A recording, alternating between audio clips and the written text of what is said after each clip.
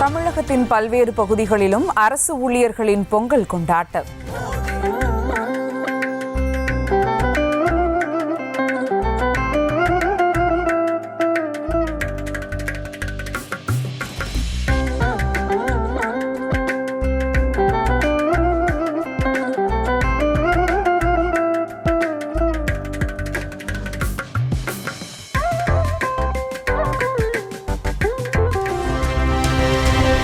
முதலமைச்சரின் ஆணவம் நல்லதல்ல என்று ஆளுநர் மாளிகை காட்டம். பாரதமே உயர்ந்த தாய் என்பதை மறந்துவிடாதீர்கள் என்றும் பதிவு.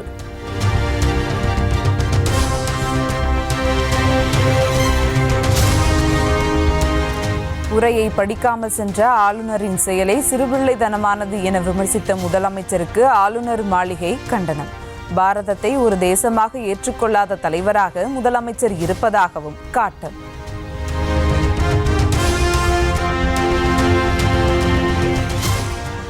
எவ்வளவு தூரத்தில் இருந்தாலும் தமிழ்தான் நம்மை இணைக்கும் தொப்புள் கொடி. அயலக தமிழர் தின விழாவில் முதலமைச்சர் மு.க. ஸ்டாலின் நெகிழ்ச்சி. நில எல்லைகள் கடல்னு புறப்பொருட்கள் நம்ம பிரிச்சாலும் தமிழ் மொழி தமிழினம் என்ற உணர்வுல நாம் எல்லாம் உள்ளத்தால் ஒன்னா இருக்கோம். தமிழ்தான் நம்ம இணைக்கக்கூடிய தொப்புள் கொடி. தமிழ் மொழியையும் தமிழர் பாரம்பரிய கலைகளையும் அயலக தமிழர்கள் கற்கும் வகையில் புதிய திட்டம். 10 கோடி ரூபாய் ஒதுக்கி முதலமைச்சர் மு.க. ஸ்டாலின் அறிவிப்பு. இந்த இணைய நிகழ்ச்சியில உங்களுக்கான புது திட்டத்தோட அறிவிப்பையும் நான் வெளியிட விரும்புகிறேன். வெளிநாடுகள்ல இருந்து நம் தாய்மொழி நாட்டுப்புற கலைகள் தமிழ் பன்னிசைகளை அயலகத்தில் வசிக்கிற தமிழ் மக்களின் அடுத்தடுத்த தலைமுறைகளுக்கு நேரடியாக பயிற்றுவிக்கணும். தமிழ் மொழியையும் தமிழ் கலைகளையும் 2 ஆண்டுகளுக்கு நேரடி பயிற்சி வகுப்பு மூலமாக நடத்துவாங்க. இதுக்கு ஆகிற செலவை அனைத்தையும் தமிழ்நாடு அரசே இருக்கும். இதுக்காக 10 கோடி ரூபாய் நிதி ஒதுக்கப்படும் என்ற மகிழ்ச்சியான செய்தியை இந்த நிகழ்ச்சியின் வாயிலாக நான் அறிவிக்கிறேன். ஈரோடு கிழக்கு இடைத்தேர்தலை புறக்கணிக்கப் போவதாக பாஜக முடிவு. தேசிய ஜனநாயக கூட்டணி போட்டியிடாது என அண்ணாமலை அறிவிப்பு.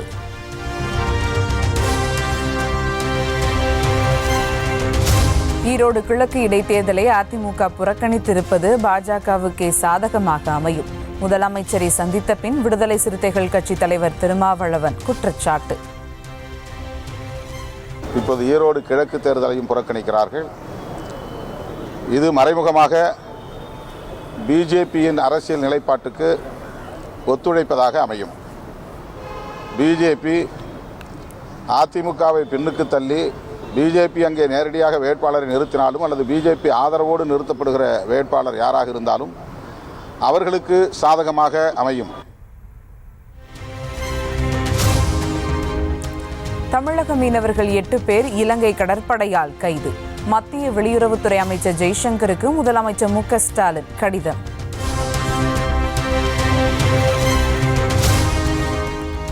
செங்கல்பட்டு மாவட்டம் இடைக்கொள்ளி நாட்டில் திமுக சார்பில் நடைபெற்ற சமத்துவ பொங்கல் விழாவில் துணை முதலமைச்சர் உதயநிதி ஸ்டாலின் பங்கேற்பு.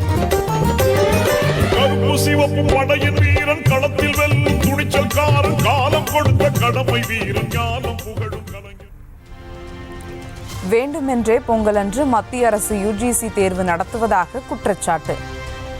சமத்துவ பொங்கல் அப்படின்னு நம்முடைய முத்தமிழ் கலைஞர் அவர்கள் சொல்லுவார்.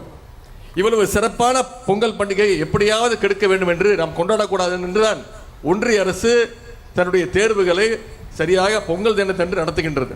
சென்ற ஆண்டும் நடத்தினார்கள். நம்முடைய முதலமைச்சர் அவர்கள் கடும் எதிர்ப்பை தெரிவித்தாங்க. இப்படி தொடர்ந்து நம்முடைய பண்டிகைகளை நம்முடைய பண்பாட்டு அடையாளங்களை சிதைக்க வேண்டும் என்பதுதான் ஒன்றிய பாஜக அரசினுடைய நோக்கம்.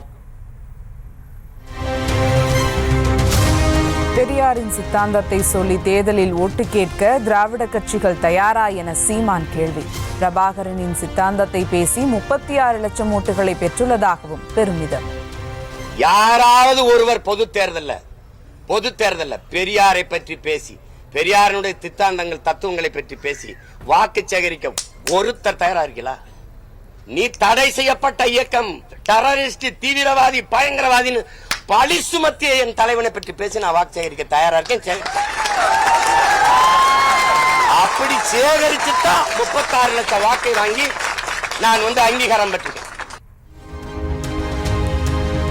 சமூகத்தில் வள்ளலாரும் வைகுண்டரும் செய்யாத புரட்சியையா பெரியார் செய்தார்? நாம் தமிழர் கட்சி தலைமை ஒருங்கிணைப்பாளர் சீமான் கேள்வி.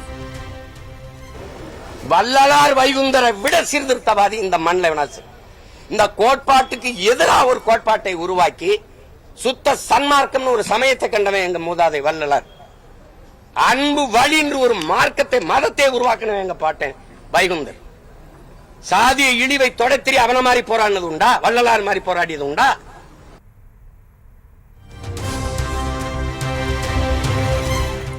பெண்களுக்காக பேசியவர் தந்தை பெரியார் அல்ல, பெண்ணுரிமையை பாதுகாத்தவர் பிரபாகரன் மட்டும்தான் என்று சீமான் பேச்சு.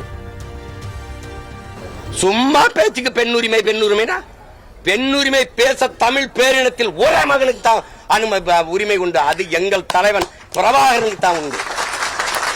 என்ன பெண்ணு உரிமையை பெரியார் பேசினார்? பாரதி பாடலையா? மாதர் செம்மை இழிவு செய்யும் மடமையை கொளுத்துவன் பேசலையா?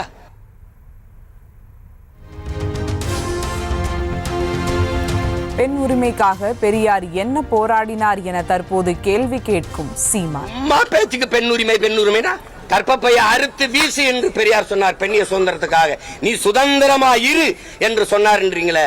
உங்க பொண்டாட்டி எல்லாம் 2-3 பிள்ளை பெற்றிருக்காங்களே, ஏன் கற்பப்பைய அறுத்து வீசல? இப்ப உங்க பெரியார் சொன்ன சுதந்திரத்தோட உங்க மனைவியில நீங்க வாழ வைக்கலையா? பதில் யாராவது இருக்கா? 2016ஆம் ஆண்டு சீமான் பேசிய உரையை பகிரும் திராவிட ஆதரவாளர்கள்.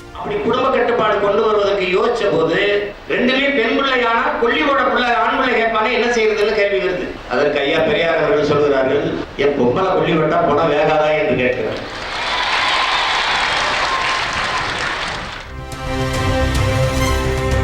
சேலம் மாவட்ட நாம் தமிழர் கட்சியிலிருந்து 100க்கும் மேற்பட்டோர் விலகல். அடிப்படை உறுப்பினர் உள்ளிட்ட அனைத்து பொறுப்புகளில் இருந்தும் விலகுவதாக அறிவிப்பு.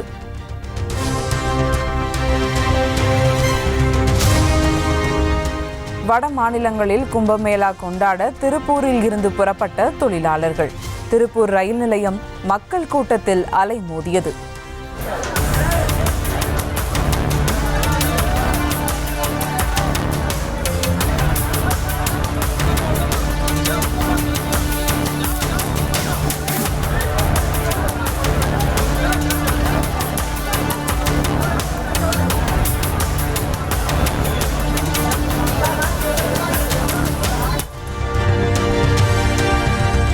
விவேகானந்தர் பிறந்த தினத்தை ஒட்டி கொண்டாடப்படும் தேசிய இளைஞர் தினம்.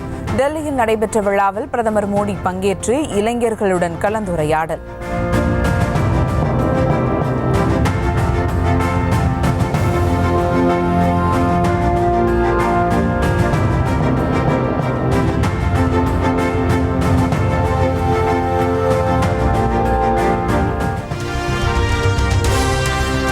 நாடு முன்னோக்கி செல்ல இலக்குகளை பெரிதாக நிர்ணயிக்க வேண்டும். தேசிய இளைஞர் தினத்தில் பிரதமர் நரேந்திர மோடி பேச்சு.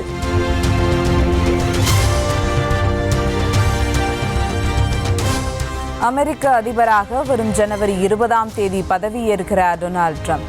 இந்தியா சார்பில் வெளியுறவுத்துறை அமைச்சர் ஜெய்சங்கர் பங்கேற்பார் என அறிவிப்பு. டெல்லியில் வரும் 26ஆம் தேதி நடைபெறவுள்ள 76வது குடியரசு தின விழா. சிறப்பு விருந்தினராக இந்தோனேஷிய அதிபர் பிரபாவோ சுபியான்டோ பங்கேற்க உள்ளதாக தகவல்.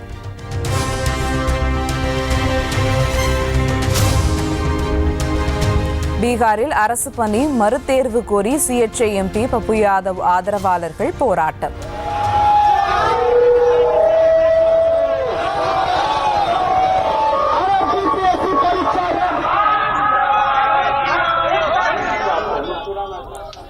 முழு அடைப்பை மீறி திறக்கப்பட்டிருந்த கடைகளின் கதவுகளை அடித்து நொறுக்கினர்.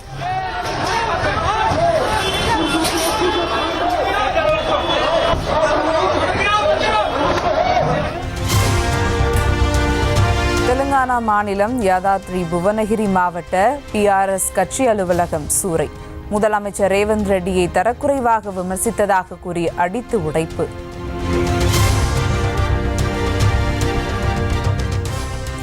அசாமில் வெள்ளம் பாய்ந்த சுரங்கத்தில் சிக்கியுள்ள தொழிலாளர்களை மீட்கும் பணி தொடர்கிறது. 4 பேரின் உடல்கள் மீட்கப்பட்டுள்ள நிலையில் எஞ்சியவர்களின் நிலை குறித்து அச்சம். அந்தமான் நிக்கோபாரில் 36,000 கோடி ரூபாய் மதிப்பிலான 6,000 கிலோ போதைப் பொருட்கள் அழிப்பு. தீயிலிட்டு அழித்த போதைப் பொருள் தடுப்பு பிரிவு போலீசார்.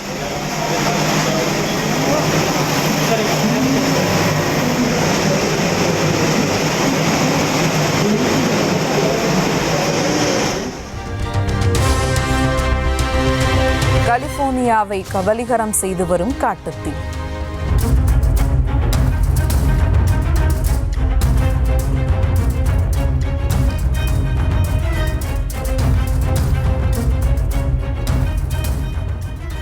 எவ்வளவோ போராடியும் தடுக்க முடியாததால் பேரிழப்பு.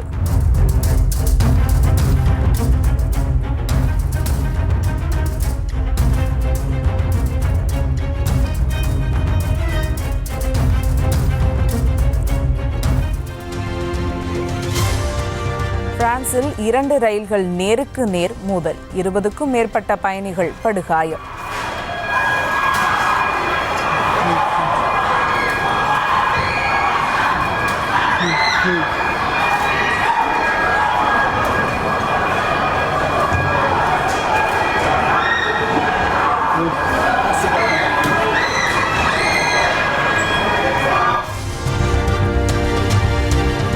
செக் குடியரசு நாட்டில் உணவகம் ஒன்றில் வெடி விபத்து. விபத்தில் 6 பேர் உயிரிழந்த சோகம்.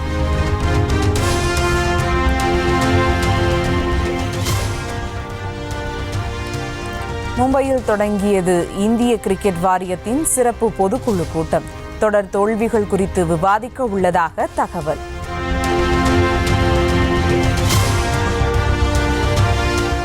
நடப்பாண்டிற்கான IPL தொடர் மார்ச் மாதம் 23ஆம் தேதி தொடங்குகிறது.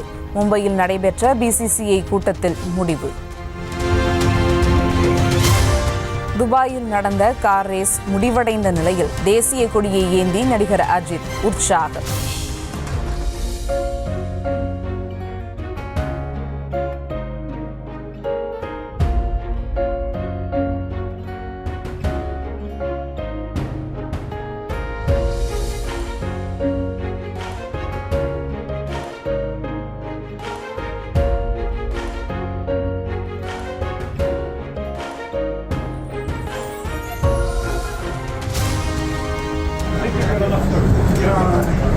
This guy is a hero!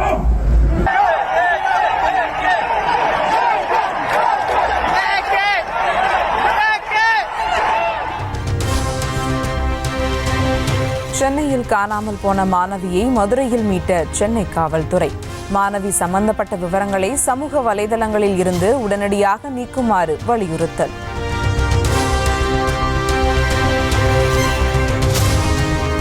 பொள்ளாச்சியை அடுத்த கிணத்துக்கடவு அருகே சாலையோர பனைமரம் மீது பைக் மோதல்.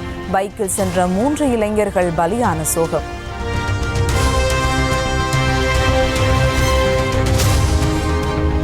திண்டுக்கல் மாவட்டம் சின்னாலப்பட்டி அருகே ரோந்து பணியில் ஈடுபட்டிருந்த போலீசார் மீது மோதிய வாகனம். வேகமாக வந்ததில் நிலை தடுமாறி மோதியதில் நல்வாய்ப்பாக தப்பினர்.